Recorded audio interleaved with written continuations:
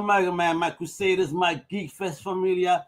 You know what I mean? We're about to blast through the multiverse with some electric energy and ready to get deep, baby, and shine a spotlight on story, struggle, and the spark that turns ideas into imagery. Now, get your capes and popcorn ready because today we're going to be diving into the creative cosmos with an actress, a producer, writer, and luminous force, all right?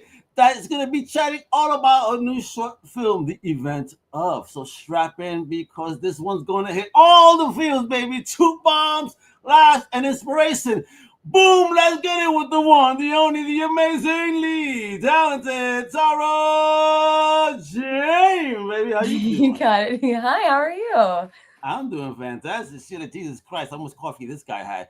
I'm just energized with life. I'm excited. And I hope I pronounced your name right. You did. You nailed it. Yeah, you nailed it. There's Hey, a lot of people that go Jayn when they say it the first time.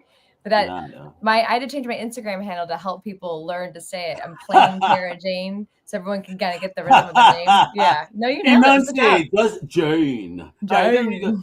Hey, I love it. Well, thank you for coming on. Again, You you're part of bet. that Geek Fest family, and I'm excited because this year's lineup is incredible, and yours is definitely not left behind on the trenches, baby. Because you bringing some joy to the Geek Fest and Comic Cons this year. So before we get on to that nonsense and craziness, we need to know the early origins of a wee laddie, Tara Jane. How far Now, back let are us we know. going? How far back? So let's just go back to maybe where you originally from, and maybe what Okay. was the first thing that you ever fell in love with in all of pop culture? Oh wow. Okay. So from Houston, Texas originally. Okay, I've been in love with movies from a very young age. Like one of the first, like Indiana Jones was one of my okay. first early, like I love that. And I thought I wanted to be an Egyptologist for a long time. And then I realized that it wasn't like I do love history and I do love archaeology, but I realized that what I really loved was the movie part of the Indiana Jones experience. So that was one of my early memories. Okay. Princess Who Bride, put you on? Who put Gremlins. you on? Was it mommy? Was it daddy? Was it a sibling? I This is gonna sound insane. I came into this world this way. My mom tells stories about me at an You early were born with age. a VHS tape. I need to watch this one. She tells these wild stories about me as a little one. We lived out in like the woods kind of an area, and I would talk about like in the last story I was on a stage and I loved the experience and I think I want to do that again in this story. And my mom was just like, what is wrong with my child? Like something, it's like I was just He's pulling these delusional. experience. You Yeah, have a fever? just pulling these experiences from like nowhere. And so from the jump I wanted to be in some kind of performancey thing. And I think there's a very early photograph of me as a child with my forehead pressed up against a TV screen watching television. So Oh like my I God, think Tara, just you have very just early created on. you have just created the future poster to your next movie, The Many Yeah, Lives of Tara Jane, talking about all your many experience through yeah. life. Going back to the Shakespeare's days when that's when you first started performing. We started out way back in the day. Yeah, so I came in the world this way, and I've just been I forced my mother into letting me go audition for the What do you mean, local for poor lady? forced. You know, you Or you, oh my you god, bully your forced. mother. Oh no, I wanted to audition for Theater Under the Stars, which was a children's program in Houston, Texas, and it was downtown, and we lived out in the suburbs at the time. And I forced my mom to let me audition, and my mom's like, "Sure, audition. I'll let them tell you Sure. no, not me." And Uh, much to my mom's chagrin, I got in, and so she had to drive hey, me downtown twice a week to go do this program. She's like, "I cannot believe," and I just kept excelling at it, and so I excellent. just fought my way to stay in the industry despite my mom being like, I don't know where you're getting any of this from. So I just came by on my own accord.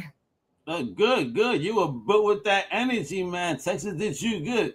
All right, but when did you know though that telling stories, if you will, whether it was acting, writing, or producing, was actually going to be your thing, your thing, I that think sparkling moment?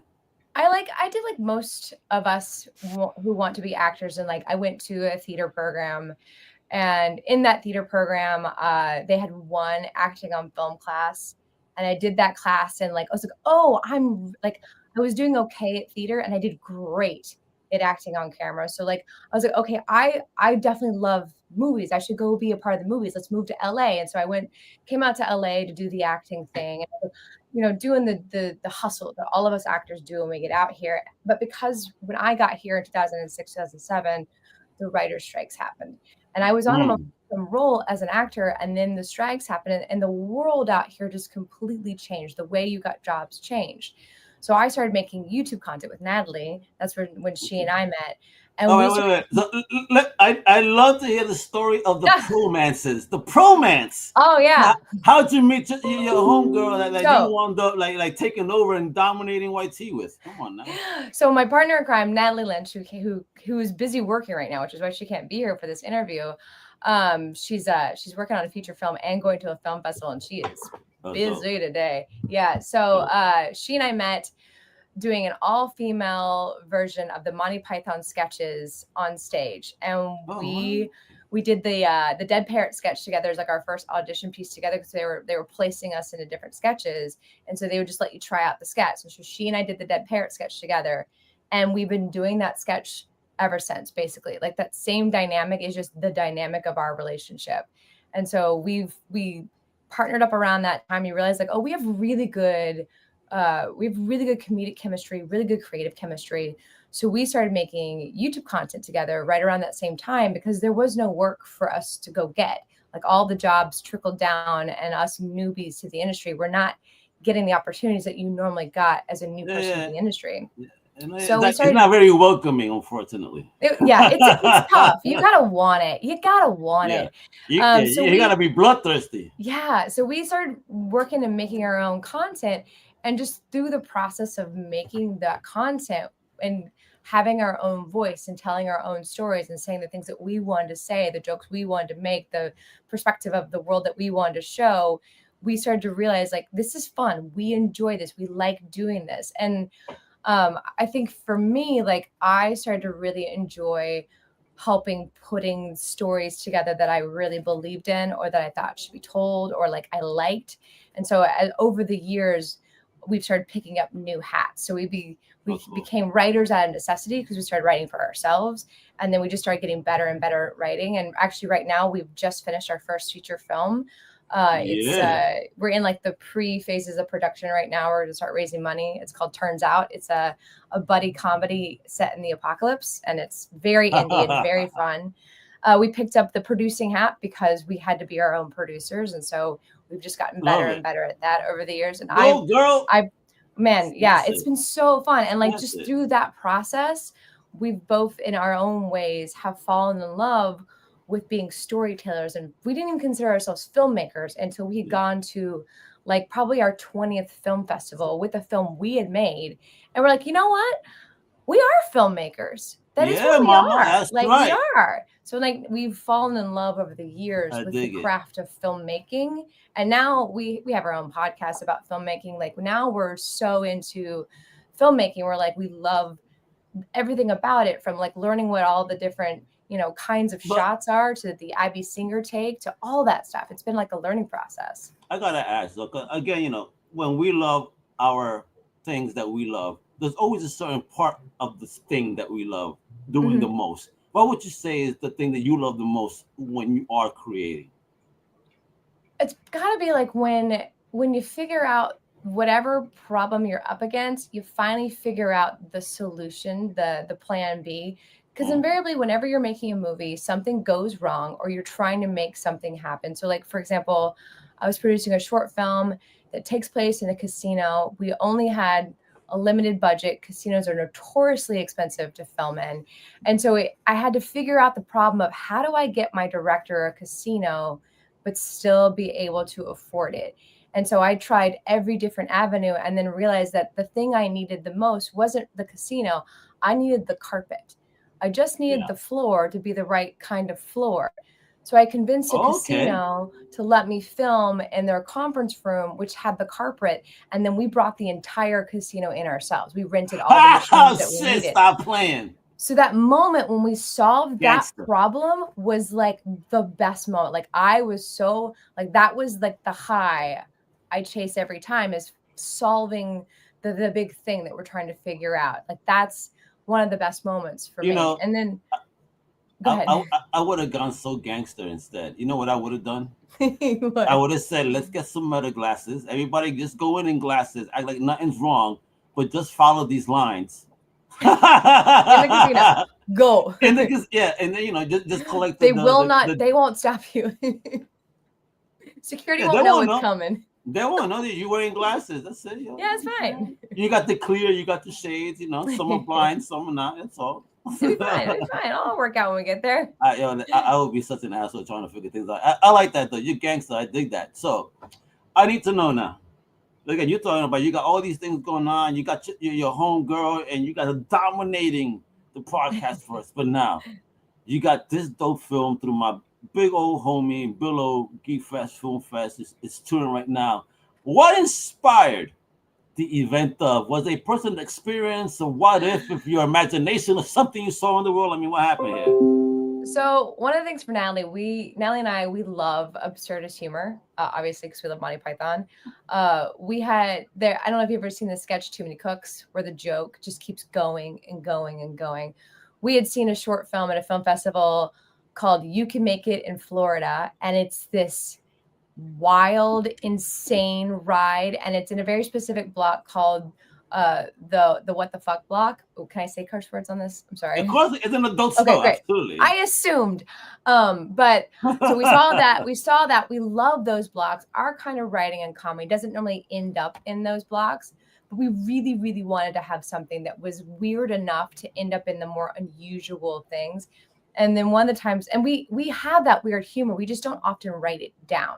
And we have like sketches that are over on our YouTube channel that are like weird and political or whatever and odd, but we don't submit that to film festivals very often.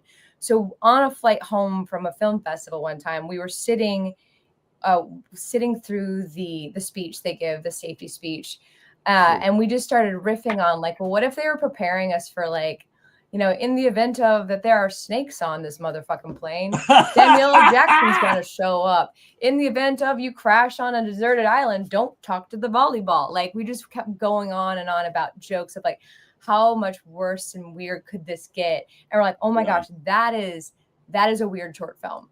Yeah, and that is a Too Many Cooks short. Oh God, it keeps going. If you get served a fish dinner on this plane, just on and on and on. Like how many airplane jokes? Why are you doing this to me? I'm not going to go to San Diego now. I'll send it to you. I should have sent it to you ahead of time, but you're busy. No. You're not. Now I'm not taking a plane to San Diego. You got me worried about all these things right now. Now you know what? I swear. Could you imagine? For it. Now you fuck me. Now that you mentioned don't talk to a soccer ball, I could imagine a stewardess with a Wilson head trying to talk to you.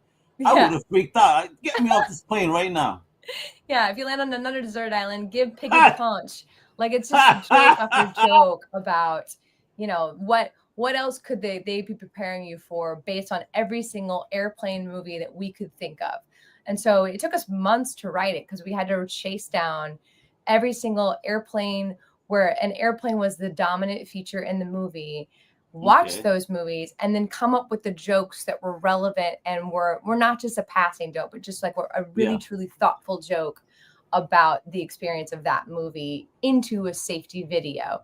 So the whole entire thing, it's a 7-minute long safety video from an airline about what to do in all of the events, in the event of all these other scenarios that you might have to go through.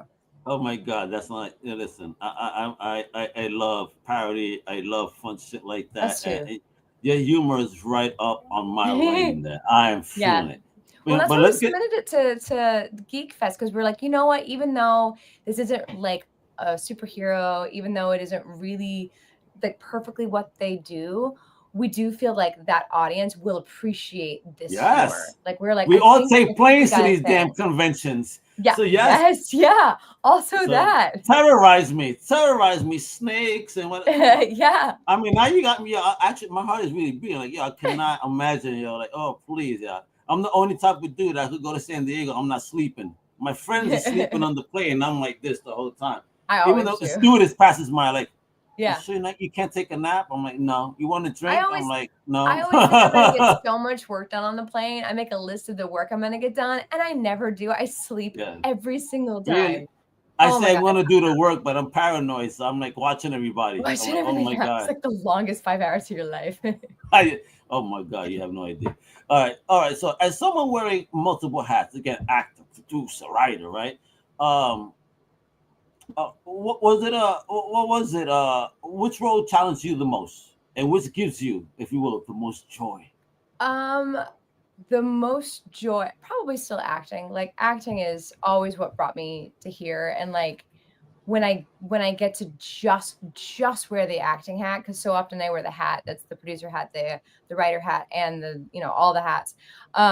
When I get to just wear the actor hat on a project, it's so freeing to just do that one job. Do the one thing, one job really well, and I get to really revel in being an actor. And like I love the collaborative nature of making a movie. Like there is that part where like you as the actor, like you have a job to do, and it's know the text, have a thought and an idea, and then come to work ready to do it right now.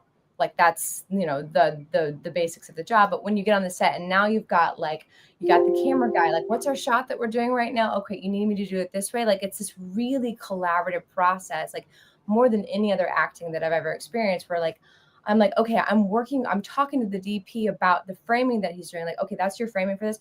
Well, I'll turn in for you this level of acting for your shot. Like, it's really fun to work together. And then talking with the director and the other actors about the scene, like that part's so fun.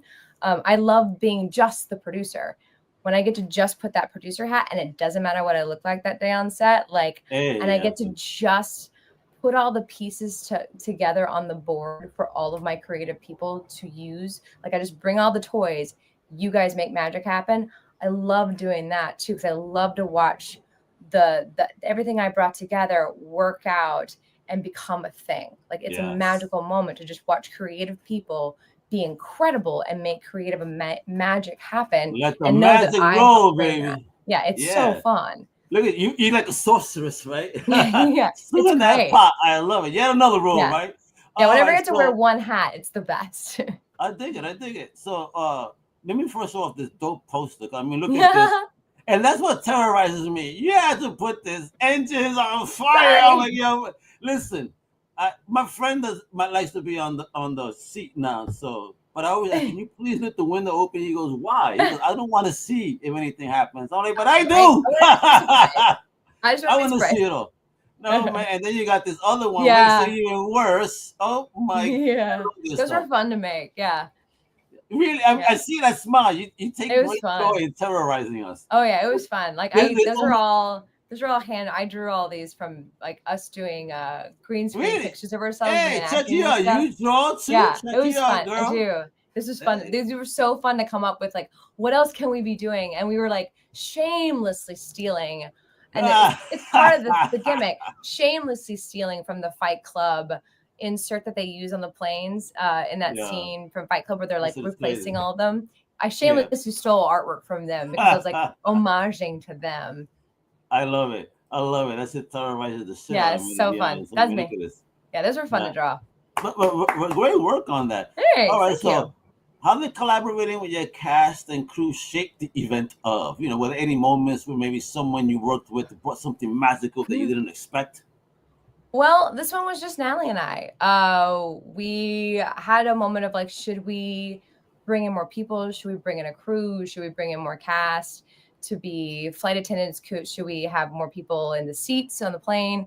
And then we just decided like, no, let's go fast, quick, and dirty, and like get this in a can and get going, because we know the more people we add, the longer everything takes, the more money. Yeah. So we literally made this project for the price of our flight attendant dresses, and we joked that we could have cut the budget in half if we'd realized that we could share a dress. So we spent $100 on dresses, and that is the sum total of our budget. And then we filmed the entire thing in her living room on a green screen. Decided to green screen the plane behind us. So it was just it was just she and I holed up in her house, finishing up jokes, learning our lines as quickly as possible, because there's a lot of dialogue that we were like, how are we We're going to deliver all this dialogue. We haven't had enough time to learn our lines, like a very typical when you're wearing all the hats problem. But it was a lot of fun to do. It was like a slumber party with an objective is what it wanted to be. Because I drove to how long? So how long did these 7 minutes take? 2 days. 2 days to film for a 7 minute. Yeah. Bulk of the filming happened on one day. That was all of the flight attendants speaking on a green screen, and then we filmed at a separate location as like kind of a setup for a joke, as if we were filming in a real studio. We brought in a few people to like, hey, come pretend to be a film crew, so it looks like we actually filmed this thing as like a cute intro to the video. So yeah, but the bulk of it in one day, we got through a lot of it. I dig it. So creative. Yeah. There we go. So how does the indie event fit into the larger artistic trajectory here? I mean, what other directions do you hope it leads to? So for Natalie and I, she and I have a very intertwined parts of our career. Like we have our own endeavors, and then there's a large portion of our career that is very deeply entwined together. So y'all Wu-Tang Clan, the Wu-Tang Clan of indie film, baby. Let's go. Basically, yeah, that's what we do. We do like a lot of stuff together, and then we'll break off. And like she's filming a feature film right now, and she's the lead in that one. I have no involvement in that. She's going to a film festival for a short film that she was the lead in as well. I have a very small part to play in that film, but she's going for that. And then we have a film together that we're both actors in at that same film festival. Mm-hmm. So like there's different springs, but we have a very connected career path as well. So very much like the Coen brothers, they do all their films together kind of a thing. So for us in the big arc, we've been making short films for 8 years at this point. We've been collaborating and writing and friends for a long, long time at this point. So we've been building toward making our first feature film where we're the writers and the actors in it to just kind of continue the trajectory of our career. So we've done like 3 to 4 legitimate 15-minute long short films. Okay. We've got the feature. It's ready to go. We're seeking funding right now. We've got a pitch deck. We're getting investors in. We're set to film in the top of next year. In the interim of that time, we're like, well, we have no work coming out from us that's like creative work. We've got our own side projects that we've been hustling on. Like I'm in a couple of short films as well. Like there's other stuff going on, but we don't have one of us together. So like, let's make this little fun short that continue the public momentum of us making content together while we're trying to make a feature film, which is why we were like, let's just do it ourselves instead of bringing in a team of people so we can make sure we get it done and get it done quickly in between everything else that we're doing so that we still have this creative scripted content that's coming out from us. So that's kind of where it nestles in between all the work that we've done previously, the work that's coming up. We need something in the middle that was like doable in the interim. And we probably will, once we get the feature film in the can, do another project of a similar size on the other side of filming that, because it'll be another year before our feature film comes out. So we want to keep that scripted creative content kind of still coming out from us so that we're still working together creatively. We're still writing things. And we also still there's a couple other feature films that are in very preliminary outline phases that are going to be right after this one. Once this feature film is set to film, we're going to start writing the next one because we know that that's how this works. Excellent. Look, kicking ass, baby. Yeah, it's very busy. We don't sleep much and we drink a lot of coffee. Yeah, listen. I like the name Tyler Jayn. Sound like a wrestler about to dominate, the universe right now. The world champion, TJ right there. And we messing around. I dig that. Now, what are you most proud of in the event of? Was it a single scene, performance, a line, an image, that feels like, hey, that's me as a filmmaker? This sounds so dumb, but I'm proud of our green screening. Green screening, I love that. You think green screening is the answer to your problems as a filmmaker? It is not. Filming green screen well and inexpensively is so hard to do, and for it to look good. It is hard, and this is probably like the 4th or 5th time we've made a run at doing green screening, and this is one of the first times that it really is really good.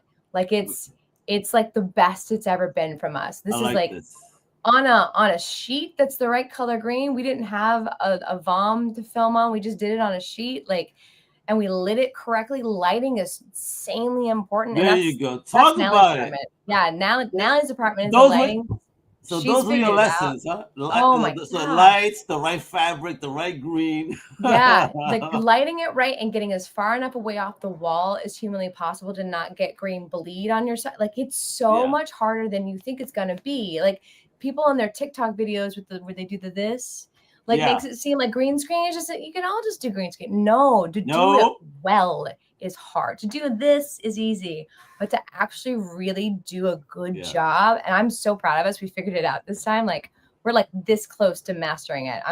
It's hard. Yeah, I It's had really fun. hard. I did my own photo shoot like a year or two ago when I got some cool horror shirts and jerseys. So I did my green screen with the camera.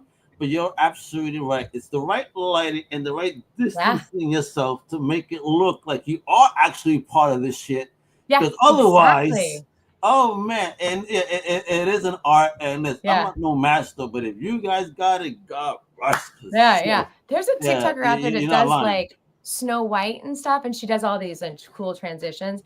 She's got some of the best green screening I've ever seen. Like, more brands need to hire her to do makeup ads because she's got it down. Like, it's amazing. Get that paper, mommy. What are you doing? It's right? She's hard. in business, right? Yeah. All right. So imagine this now. I need you to imagine this. In the event of gets remade in 20 years, the full feature film, what do you hope viewers then still see, still feel, and still carry with them? I hope they still get the references because they'll be so old by then. It's such a timely piece of art. I mean, if they're still getting those references, that makes me happy because that means a lot of the movies that we love that take place on airplanes are still relevant to a culture like 30 years later, which would be absolutely incredible. I think Airplane is still relevant today. The national influence. Like if you watch it, like, you know what? There's a lot of things that you could agree with still. Like, yeah. If those movies still can kind of keep going, but like, you know, look at the movies from 100 years ago. We all watch them once and go, yeah. We don't watch them enough to like get the references. So like if that happens and like people are still getting the references from movies that I enjoyed 30 years ago, I'll be so happy about that. That'll be amazing. The Jayn verse exists in 20 more years. Hell yeah, baby. I'd be amazed.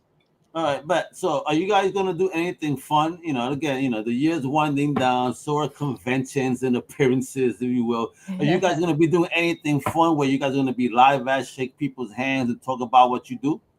Yeah, actually.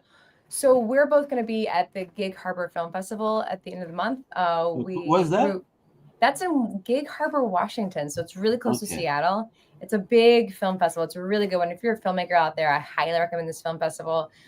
We go every year. We have a bunch of projects in this year, but we've also, over the years, developed a really great relationship with them. And so they bring us in to do interviews like this. We do the interviews for the filmmakers, and we host the awards show. We're doing the awards show again this year. We're doing that. And I think from there, like, for this year, we're starting to slowly wind down and start gearing up for next year. I'd probably like April of next year, there's another film festival that we do called the Julian Dubuque International Film Festival, another great film festival for films.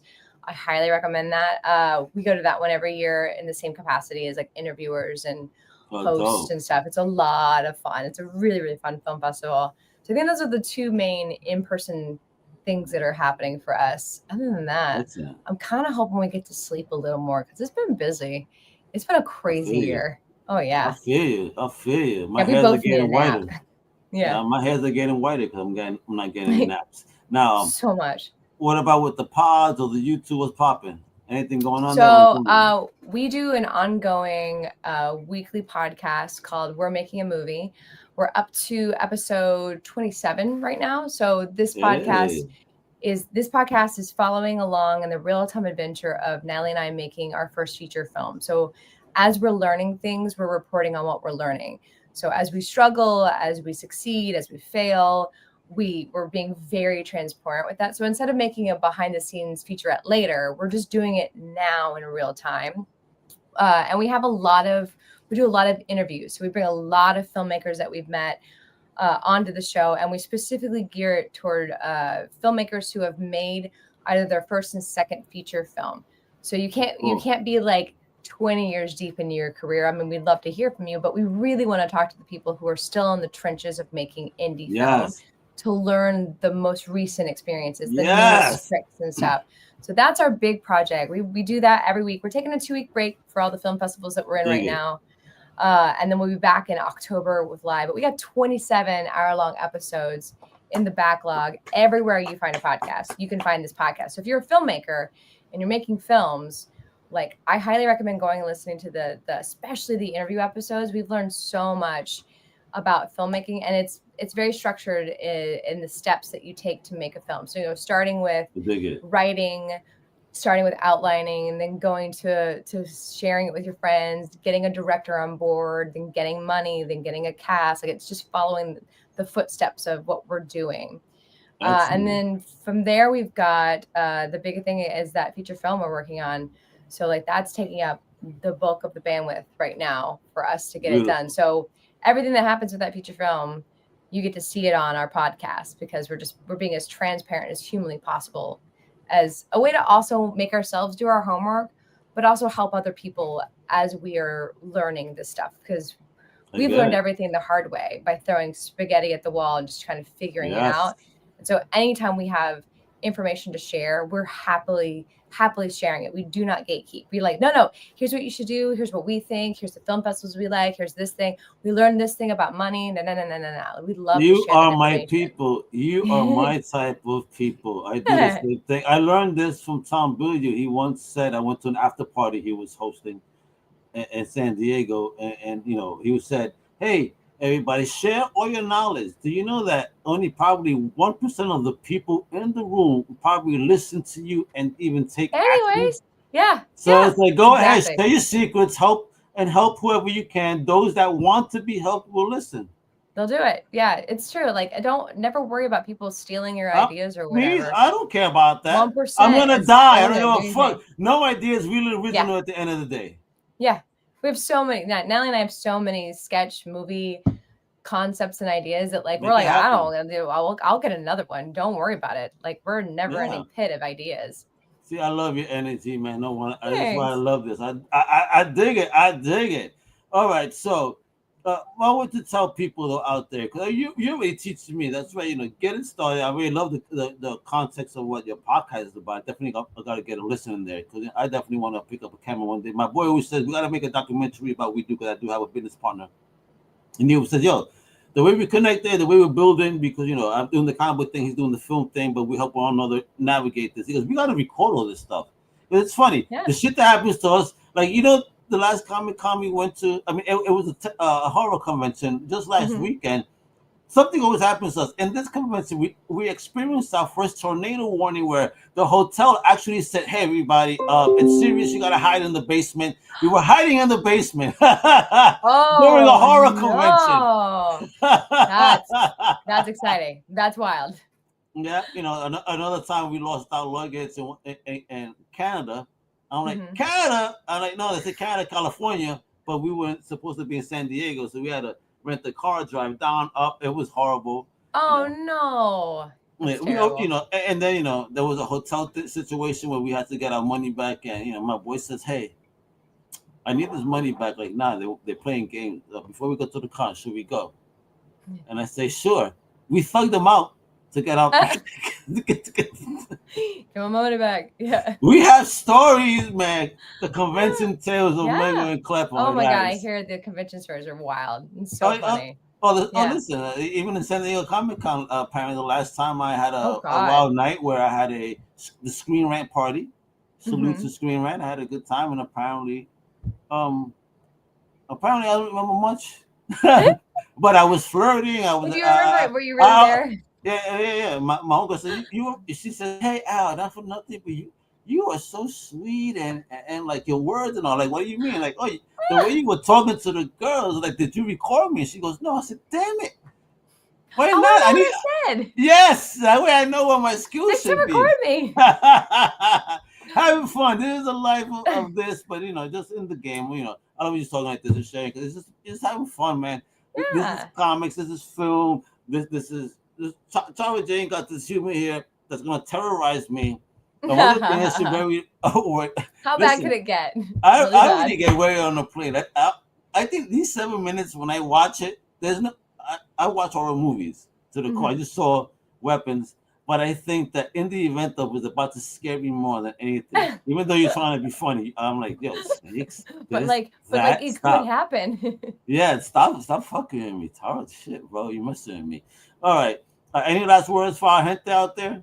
No, if you've got a movie idea or a thing or a creative endeavor, like any creative endeavor, go do it. Don't wait. Go make it happen. Go build that tiny log cabin. Go make your candles. I love Go it. make your movies. Like the world needs your creativity.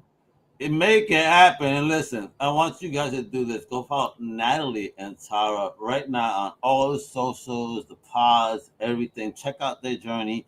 If you're next to Geek Fest event, yo, please go check that out. All you gotta do to find out where the next Geek Fest spot is at, go to geekfestla.com. Let me tell you, in the event of seems to be one of those that's gonna make you laugh, make you think, and terrify you that I'm gonna take a taxi back home after this shit, no matter Yeah. how much it costs. No matter how far you gotta go. But Tara, thank you for your energy. Thank Thank you for your you. time. Thank you Yeah. for sharing your creativity. A shout out to your homegirl. Stay busy, mommy. But we appreciate you as a fan, to a creative person like yourself. Thank you so much for wanting to put yourself out there, sharing that energy, sharing that humor, wanting to make us laugh, make us smile. And I wish nothing but big old success for you. I am a fan. That's it. I am part fan of the Jayn verse right now. The event of, and in the event of anything, Almec is definitely a fan. That's what it is, right? Thank you. We're gonna make it happen here, folks. Again, please follow them. I'm gonna show this link one more time, Ante, one more time, because this is what you got. There's also in the show notes. Please follow on the socials at Natalie and Tara. Check out the film in the event of everything is geekfestla.com. Big shout out to Bill O for always sending me over such amazing talent that I'm excited about, man. The future of film. You talk about celebrating indie, and that's another thing. Thank you. I do that as well through my platform, my personal podcast, over 600 plus episodes. Doing the Wow. Geek Fest, I've So probably surpassed many. over 100 episodes already just in the Geek Fest stuff Jeez. at this time. So yeah, I'm deep. I'm probably Yeah, approaching you're over deep. 1,000. You're in there. Yeah, because you know what, I love it. I love supporting people Yeah. like yourself. So thank you again for what you're doing, Well, inspiring thank me, you. as Yeah, well thank you to for keep having going. us. So there we go. That's what it is. It's Al Mega. It's Tara Jane. Hasta la próxima, mi gente. Web.